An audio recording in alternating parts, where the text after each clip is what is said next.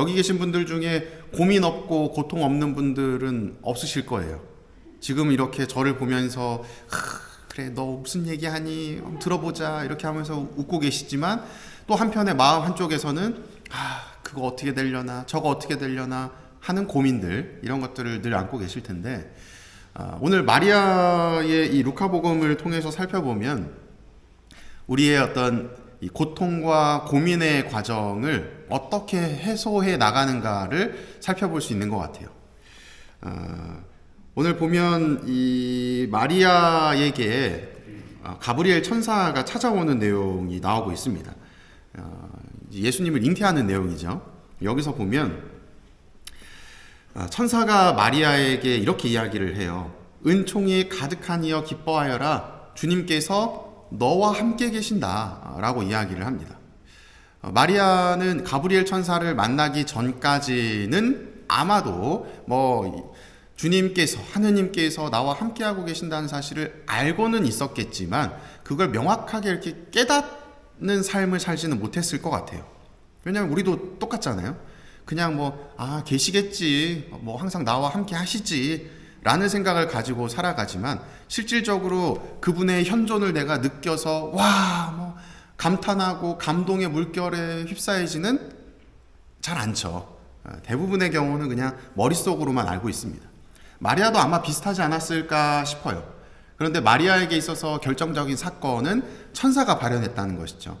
천사가 나타나서 주님께서 너와 함께 계신다 라는 메시지를 전해 듣게 되고, 그를 통해서 내가 머릿속으로만 알고 있었던 그 주님께서 정말 나와 함께 하시는 건가? 라는 확신의 단계로 이제 나아가는 모습. 그때 이제 마리아가 몹시 놀라서 곰곰이 생각을 했다고 이야기를 하죠. 이 곰곰이 생각한다는 것을 우리 신앙 안에서 표현을 하자면 이 성찰의 과정을 보내고 있다라고 볼 수가 있는 거예요. 천사가 나에게 주님께서 함께 하신다고 하셨는데 주님께서 내 삶에 어떻게 함께하고 계셨지? 이 말이 무슨 의미지? 지금 내 삶 안에 하느님께서, 주님께서 계신가? 하면서 곱씹는 과정을 보내고 있는 겁니다. 성찰의 과정, 되돌아보는 과정을 보내고 있는 거죠. 그때 천사가 이제 이야기를 하는 거죠. 너에게 이제 아들이 생길 터인데 그 이름을 예수라고 해라. 그리고 그분은 이제 야곱 집안을 다스리시고 그분의 나라는 끝이 없을 것이다 라는 이 축복된 기도문을, 축복된 기도문이 아니죠. 축복된 일을 마리아에게 전달을 해줍니다. 근데 이 마리아에게 있어서 예수님의 잉태는 축복이었을까요? 불행이었을까요? 이제 이게 지금 제가 불현듯 생각난 건데 여러분들의 심리 상태가 아닌가 싶어요. 고통이 나에게는 어찌 보면은 하느님의 행복일 수도 있고, 고통이 어찌 보면 하느님께서 나에게 마련해 주시는 불행일 수도 있고, 그렇게 생각하시기 때문에 의견이 갈리는 게 아닐까 싶은 생각이. 다시 이제 질문을 던질게요. 천사의 이 말이 여러분들에게는 행복일까요? 불행일까요?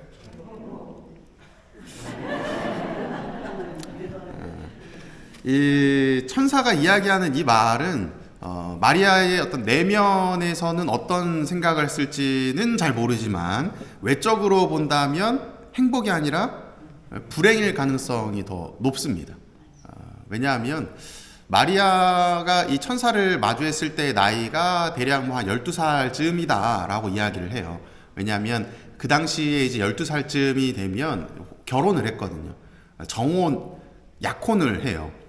네, 이걸 또 얘기하면 좀 너무 길어지는데, 여튼 우리가 생각하는 약혼은 그냥 말 그대로 우리 이제 결혼합시다, 나중에 이렇게 합시다 라는 의미이지만, 혼인의 관계가 아니지만 유다인들에게 있어서의 약혼은 사실상 혼인이에요.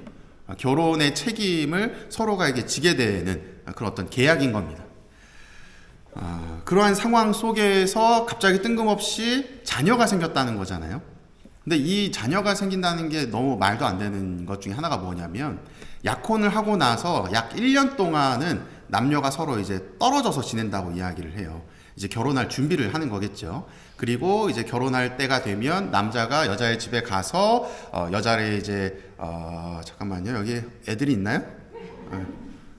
그 어떤 그걸 어떻게 표현해야 될까요? 다 아시죠? 네. 거시기 다 아시죠? 네.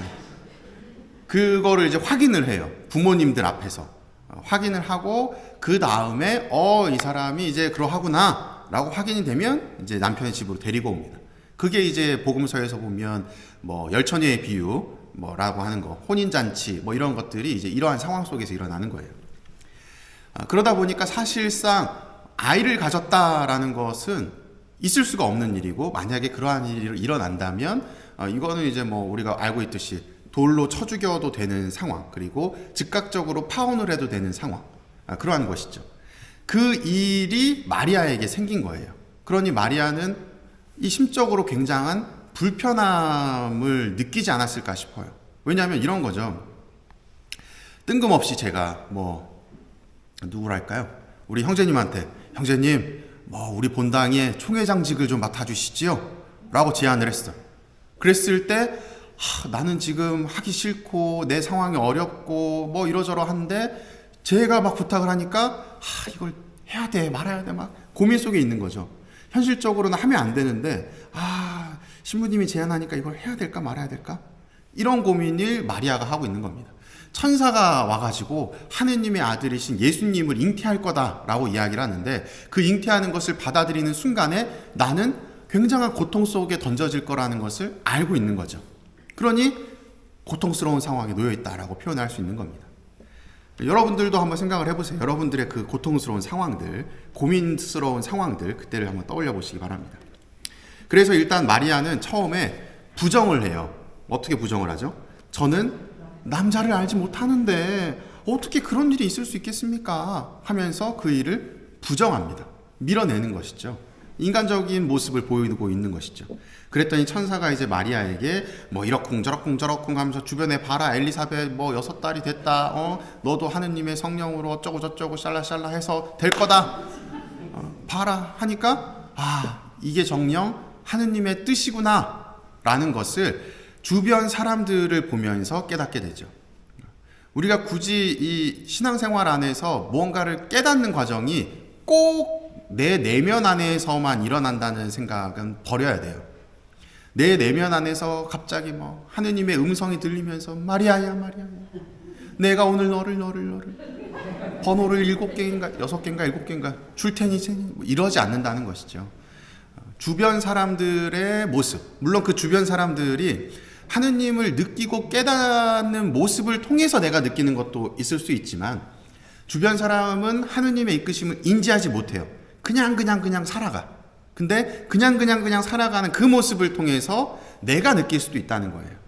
하느님께서 저 사람을 통해서 이런 식으로 이끌어 주시는데 저 사람이 깨닫지 못하고 있구나. 나도 비슷하지 않을까? 내 삶 안에 분명 다가오시는 하느님이 계실 텐데 내가 거기서 느끼지 못하고 있었던 것은 아닐까? 하고 깨닫게 되는 과정도 있을 수 있다는 겁니다. 그래서 이 마리아는 이 엘리사벳의 잉태를 보고 하느님께서는 불가능한 일이 없구나, 나에게 다가오신 이 천사의 제안을 내가 받아들여야 되는 것이구나 하고 이제 수용의 단계로 접어들게 되는 것이죠. 그래서 이제 마리아는 당차게 이렇게 이야기를 하죠. 보십시오, 저는 주님의 종입니다. 말씀하신 대로 저에게 이루어지기를 바랍니다 하면서 이제 최종적으로 받아들이는 모습을 보이게 돼요. 이를 통해서 이제 마리아는 예수님을 낳으시고 또 우리 교회의 어머니로서 등극하게 되시는 거죠.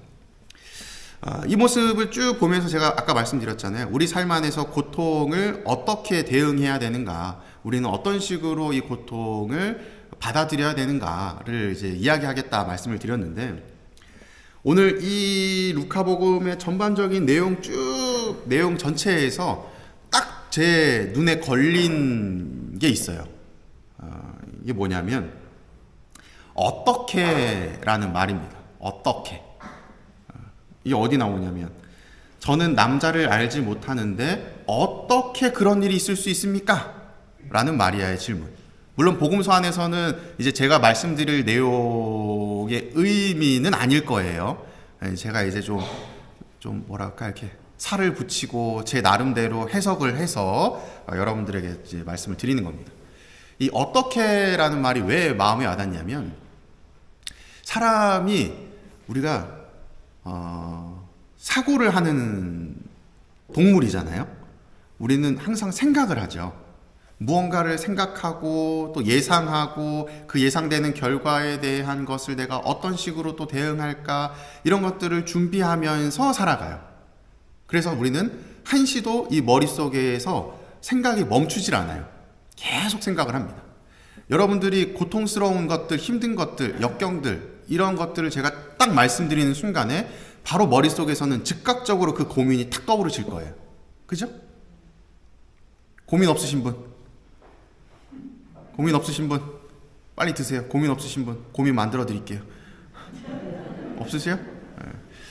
이 고민이라고 하는 것이 없어질 수 있는 방법. 가령 제 고민을 말씀을 드린다면, 나는 왜 살이 안 빠질까? 이 고민을 안고 있어요. 나는 왜 살이 안 빠지지? 라는 고민을 안고서 고민이 딱 떠오르는 순간에, 맞아, 어제 부모님이 오셔가지고 점심 먹은 지 3시간밖에 안 됐는데 보쌈을 시켜다가 파전에 막걸리도 먹었지, 이런 생각들이 들고, 그러면서 그때 당시의 상황으로 가면서 막 후회가 되는 거죠. 점심을 조금 먹든지 아니면 그걸 안 먹든지 했어야 되는데, 멍청이. 이러면서 저는 지금 현재를 살고 있지만 이 고민을 떠올리는 순간에 과거로 제가 회귀를 하죠. 그리고 과거의 그 상황 안에 계속 머물러 있습니다. 거기서 벗어날 수 있을까요? 못 벗어나요. 왜냐하면 우리는 생각하지 않는 것을 못 하거든요. 생각하지 않는 것을 못 해요. 생각하지 않는 것. 자, 보세요. 코끼리 생각하지 마세요. 나 코끼리 생각 안 했다. 없죠? 첫사랑. 나 첫사랑 생각하지 마세요. 아무도 생각하지 마세요. 첫사랑. 생각 안 하신 분 없으실 거예요. 우리는 생각하지 않는 걸 못 한대요. 우리의 뇌는. 그래서 나는 왜 살이 찌지? 라는 고민을 던졌을 때 왜? 라는 질문과 함께 꼬리가 막 붙잖아요. 살이 붙고 과거에 이제 회상이 막 되잖아요. 그러기 때문에 고통스러운 상황 안에서 벗어나지 못한다고 이야기를 합니다. 옛날에 내가 그때 그 실수 안 했으면, 내가 그때 왜 그래가지고 하는 순간에 그 고통스러운 상황 안에서 계속 머물러 있는다는 것이죠. 그리고 그 고통스러운 상황은 이제는 그런 거 아시나요? 영화 같은 것들 이렇게 찍을 때 뭐 60프레임으로 찍는다, 뭐 120프레임으로 찍는다라고 해요. 1초에 사진이 몇 장을 찍히느냐. 1초에 여러 장이 찍히면은 그 영상이 굉장히 부드럽게 연결이 되고, 점점 장수가 줄어들면 띄엄띄엄 되겠죠. 과거에 행복하고 좋았던 기억들은 점차적으로 이제는 사진처럼 남아요. 탁 좋았던 이미지 하나. 근데 고통스러운 상황들을 생각하면 한 편의 영화예요. 이런 헐리우드 영화가 없어요.